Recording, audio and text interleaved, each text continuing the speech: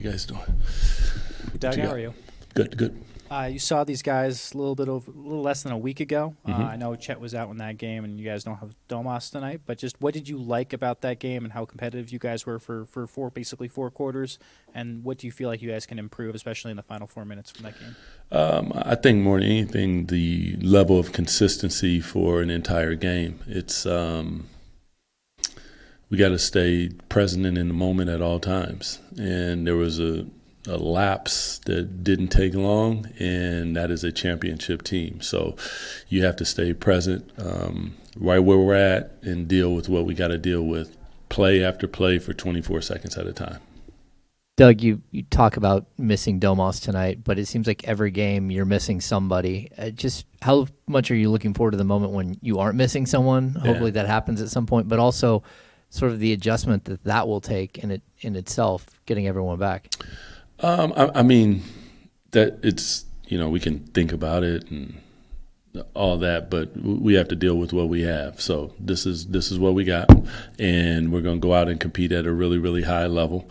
And when that time comes, then we'll deal with that, because it presents a whole different set of positive things. So that'll be a blessing. Yeah.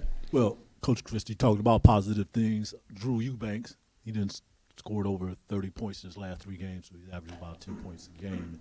He's been doing real good down there in that center position. Can you talk a little bit about him and what he adds to this team?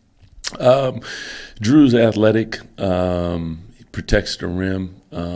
He's been rebounding the ball. He's up to a level on screens, running the floor, energetic, talking on defense, like everything that you want, especially from that backup center position. And then he goes in and starts, and he gives you the same type of effort, energy, and enthusiasm. So he's been fantastic, just, working with him, watching him work, talking to him about the things that we would like to see from him, and then watching him go out there and execute it. He's been great.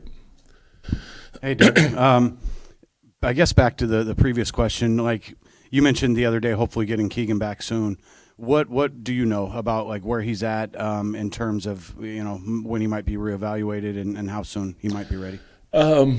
It'll be out. Why you always ask the questions that you know you can't answer, man? He's in protocol. He's working hard. I like to see him in the gym. I'm seeing him in the gym. But it's gonna be a second. He's working as hard as he can. The staff is spectacular, so they're working on him. We just have to wait till we get the nod, and when we do, he'll be ready to go. Doug, from my recollection as a broadcaster in the league, you as a player really studied tendencies, and it really infused you with a lot of positivity defensively. In a night like tonight, when you face a guy in Shea, do you have ideas and thoughts to impart to the guys that will guard him, and will you get directly involved in how you scheme that? Yes to all of that. It's, in many ways, Shea has turned himself into what I call a self-check, because he's seen all the different defenses. He knows how to get to his spots. His teammates play for him in that way. So when a double team comes, they know where to get. When a trap comes, they know where to get. And then, to his credit, he doesn't push the envelope. He just kind of finds a way to make it happen. And other guys are talented enough to make plays when that happens. So he's a difficult cover. It's going to take all of us. But you got to show him many different looks and coverages out there on the floor. There isn't one way to guard Shea. So whether that's, trapping him one-on-one, whatever you do, you got to mix it up, because he is just that talented. How do you view the NBA Cup in the grand scheme? Is there any extra juice for you and your guys? Is it anything that you guys talk about?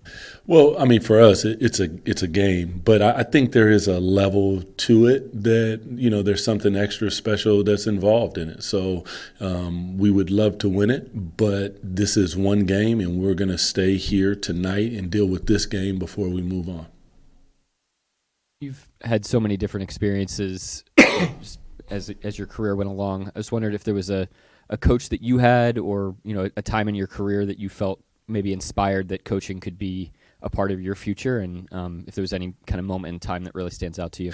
Yeah, there was a lot of people that have poured into me, fortunately. Pat Riley comes to mind because I learned a lot under his tutelage. Obviously, Rick Adelman here and Coach Pete Carrill. This is where, in my opinion, I really learned the game of basketball, like how to play as opposed to just coming from Seattle. I was kind of a hooper. So there's been I know I'm missing people, but those are the ones that just stand out immediately. Appreciate you guys.